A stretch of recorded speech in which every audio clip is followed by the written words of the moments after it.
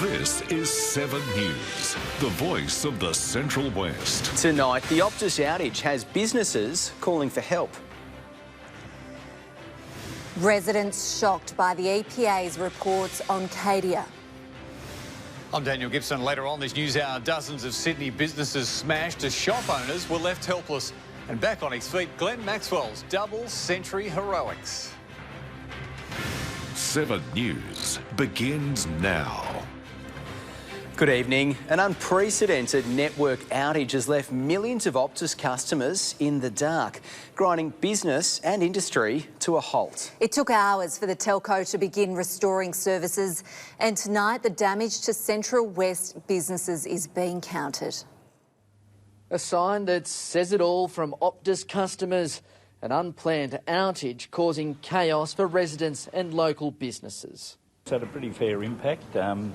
We're down with internet, we're down with FPOS, and of course it's knocked out the 3 cash registers at the front of the store as well. The Optus network crashed at around 4 o'clock this morning. Millions of its customers across the country left without service for hours. Users only able to contact 000 off mobile devices, but not on landlines. It's unprecedented in terms of network outages that I'm aware of. As customers demanded answers from stores today, businesses from cafes to physios and tradespeople were left in limbo. He runs his business on his mobile, so he's unable to speak to his clients, he's unable to speak to his subcontractors, so he's literally ground to a halt. So it's a big issue right across Western New South Wales. But as we see the fragility of the telco network, it connects everyone to everything. The outage leaving affected businesses to operate only in cash, forcing customers to head to competing stores. And yes, it's frustrating because customers will come in and want to use their card, which, 60% people do now, and it's just not there, so they just walk out. So you've lost your sale. They go to your competitor, who's probably with a Telstra. One of the burning questions Optus customers have is if they'll even be compensated for their loss of business and the impact it's had on individual users. So I think it is important for Optus to continue to step up. I think customers expect this. Customers are clearly frustrated about it, and Optus should respond to that accordingly. And Hamish Southwell joins us now. Hamish, it wasn't only the region's Optus customers who were impacted today. That's right, Nick. Spare a thought for residents in Ralston and Candos. Today marked their first of 6 days without any Telstra mobile coverage. The telco is upgrading its 4G coverage and is also preparing the network for 5G. But to do the work, they have to shut the system down until Tuesday, with further temporary impacts over the following days. Telstra says while the service is offline, calls can still be made to 000. They also acknowledge there is never a good time to undertake this sort of work, but it's work that will benefit the community in the long run. All going to plan. The upgrade is expected to be completed by next Friday. Nick? OK, thanks for the update, Hamish. That's Hamish Southwell reporting for us tonight. The state's environmental watchdog has all but cleared Cadia gold mine of contaminating nearby residents' water with heavy metals. The conclusion was made within 2 new reports, which has tonight left locals gobsmacked. For over a year, Forest Reefs resident Bruce Reynolds and his family have been under a cloud of uncertainty. They live 9 kilometres away from one of Australia's largest gold mines, which has struggled to control their operations' dust pollution. Then, Bruce says his daughter began suffering severe skin reactions. It's really upsetting. I was very concerned. He, along with a community of residents, feared Cadia was to blame after finding levels of heavy metal in their water tanks.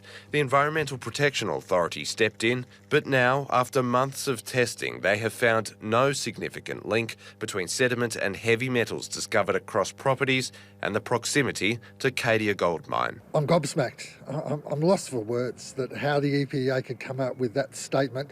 They were revelations laid out across 2 reports. Testing results showed elevated levels of lead, but the EPA says they're within typical concentrations found in rainwater tanks, and it's likely many of the exceedances have come from sources such as roofing, aircraft emissions, or industrial and roadside dust. A Cadia spokesperson told 7 News the findings matched their investigations and they remain committed to upholding the highest standards. The Cadia Sustainability Network, a community voice throughout this process, believes neither the EPA nor the mine can rely on these 2 new reports, criticising the way these conclusions have been reached. While residents have also questioned if any amount of heavy metals is safe. Everyone should be taking protective action if the EPA is correct in its statements. The EPA has been contacted for comment. Ruben Spargo, 7 News. Orange is tonight closer to securing a Greyhound Centre of Excellence after reaching an agreement with the sport's member organisation. We go to Ruben Spargo now, who's been following this story. And Ruben, this has been several months in the making. That's right, both Bathurst and Orange have been battling it out for this facility, but now Orange Council has agreed to sell this land to the Greyhound Breeders, Owners and Trainers Association so they can build a new complex. This development on the former trotting tracks will be a $15 million project. It will include a veterinarian clinic, a rehoming centre, a restaurant and cafe, along with function spaces and an international racetrack. We're thrilled, particularly for the participants of the Central West, who have been waiting a while, a year since who lost Kenniston Park and Bathurst.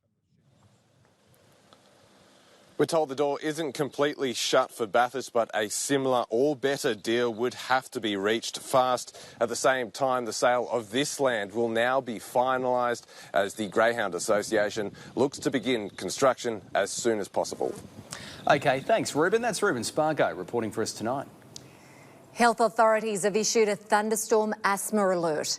They're warning high pollen counts and predicted thunderstorms are set to increase the risk of a potentially deadly attack. In a season when allergies come out to play, health authorities have warned thunderstorm asthma is upon us, triggered by a combination of current high pollen counts and predicted thunderstorms. When those 2 parameters meet, the grass pollens can actually explode and break into very fine particles, which can then be inhaled deep into the lungs and trigger asthma events. October to December is considered a high-risk period for thunderstorm asthma, affecting a wide range of people. It does affect asthma sufferers, but also other people that may have other allergies, such as hay fever or sinus problems. They can also be affected at the same time. You're always worried. It's a bit, for me, unpredictable. So sometimes I don't suffer too severely, and then there's times where I suffer quite severely from it. Symptoms can include chest tightness, difficulty breathing and a cough. If you recognise you may suffer from thunderstorm asthma this season, there are a few ways to manage symptoms and get in early, which includes staying indoors and closing any windows during a storm. Ensure that you actually have updated your management plan with your GP.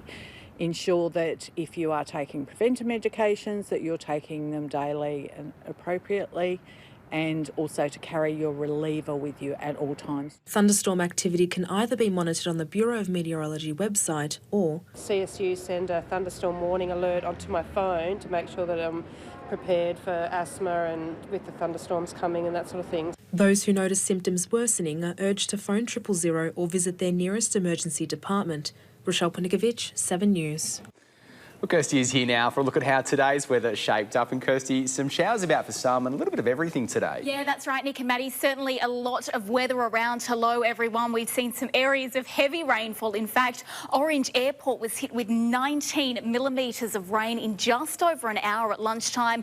Warm temperatures, very muggy as well, with a high humidity about this morning, and warm, gusty north to northeasterly winds. Our minimums were also warm, as we can see, in the high teens in the west, thanks to cloud trapping in some of that heat overnight. We did have areas of showers early this morning too, with storms developing around 9 a.m. That was over Parks, and that started to move east around lunchtime. Mudgee has already seen 24 millimetres of rain in rapid, heavy downpours.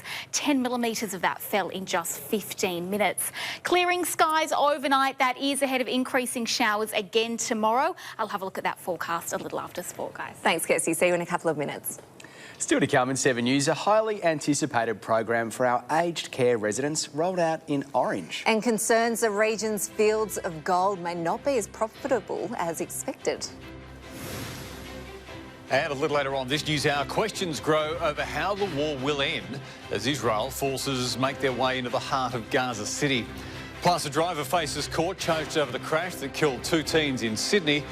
And back on his feet, Glenn Maxwell's double century heroics.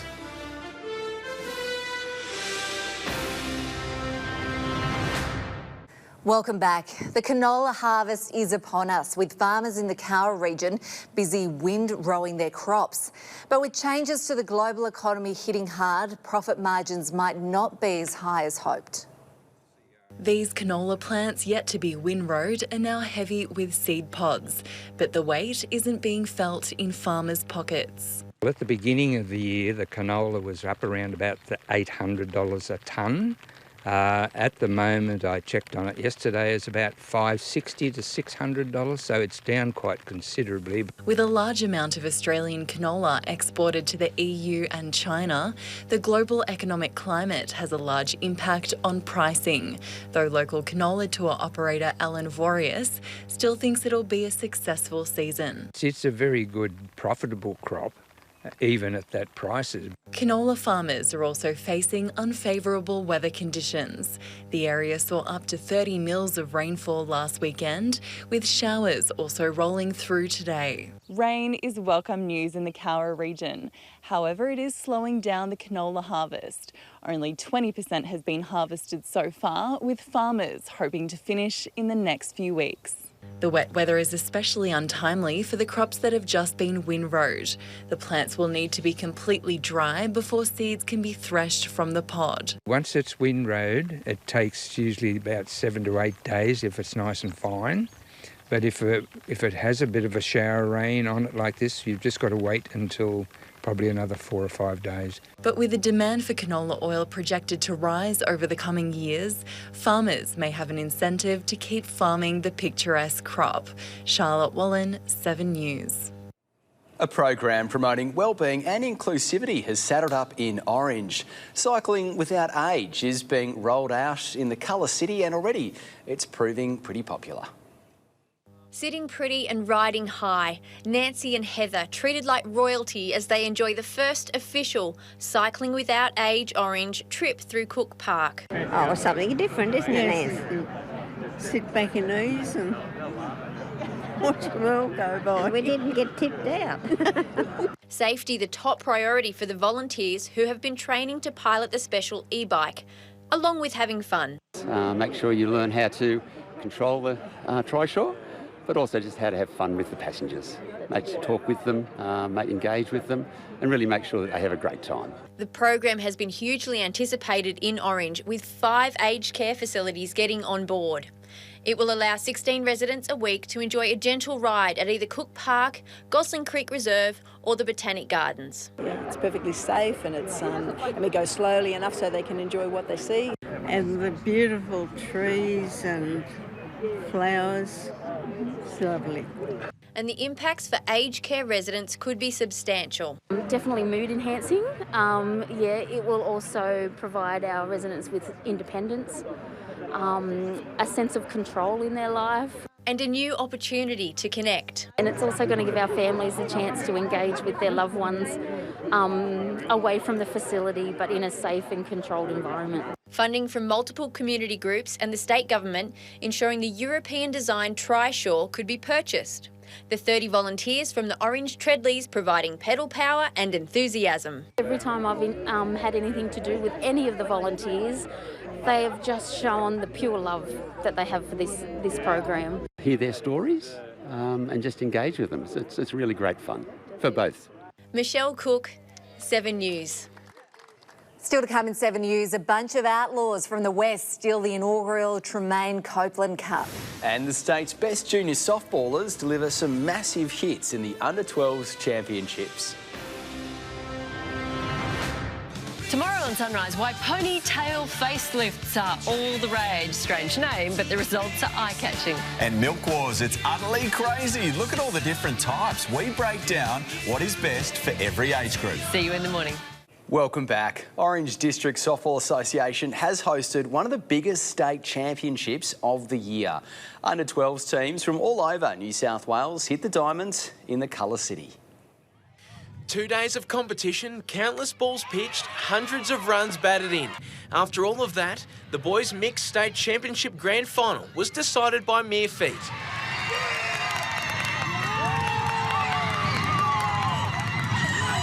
Campbelltown prevailing over Penrith City by just 1 run. How does it feel to have won the state championship? Amazing, absolutely amazing. I think everyone can agree with me about that. Campbelltown had a comfortable lead early, but a late comeback saw Penrith pull within 1.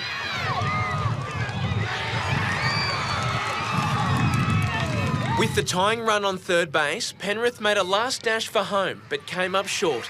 Appointed to umpire the grand final and calling the last play was Orange softball president Darren Keed. Very enjoyable to do that game, so that was wonderful. Regardless of the outcome, that was a really wonderful game. Softball's the winner.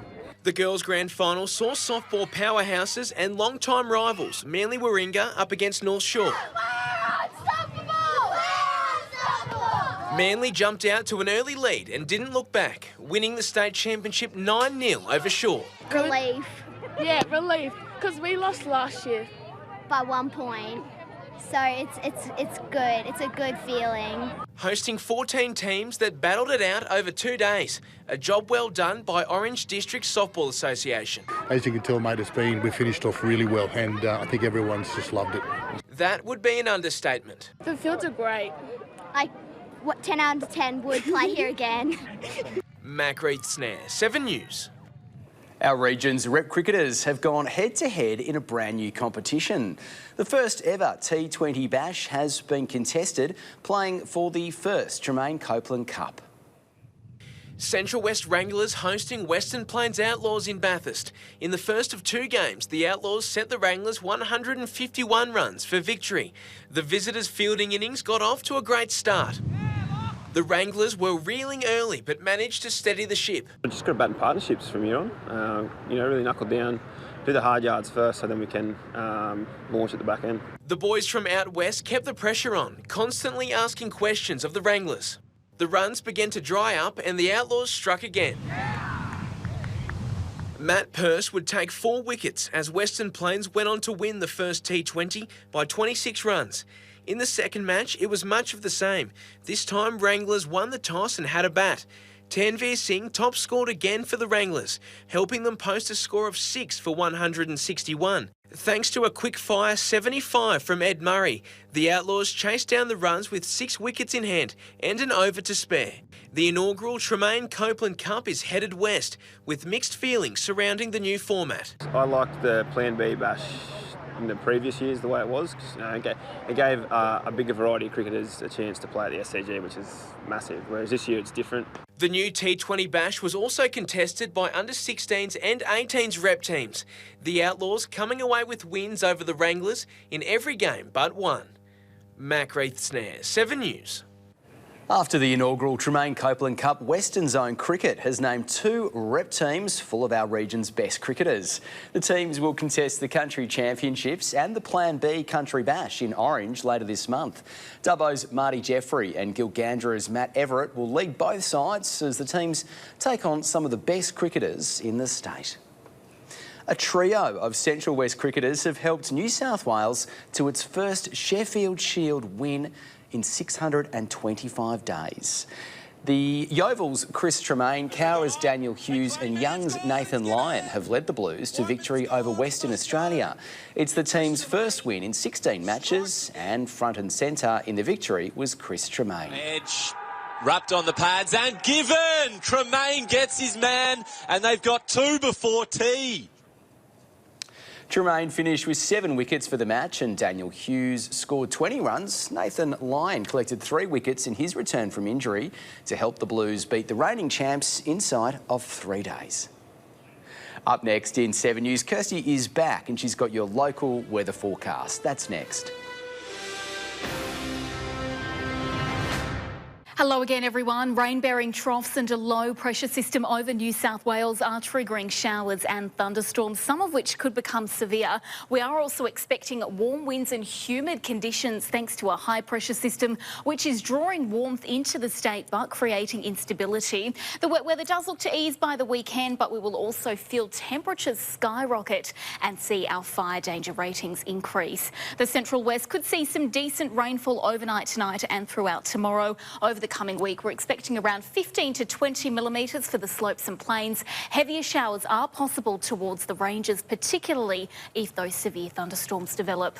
On to our Thursday weather now. As we've been hearing, tomorrow will deliver the highest chance of showers across the region. As little as 5 millimetres, but as much as 15 millimetres could fall. Storms are likely to into the afternoon, and there is the chance of those storms becoming severe tomorrow. Temperatures certainly remaining above average, the 30s around Forbes and 4 Parks.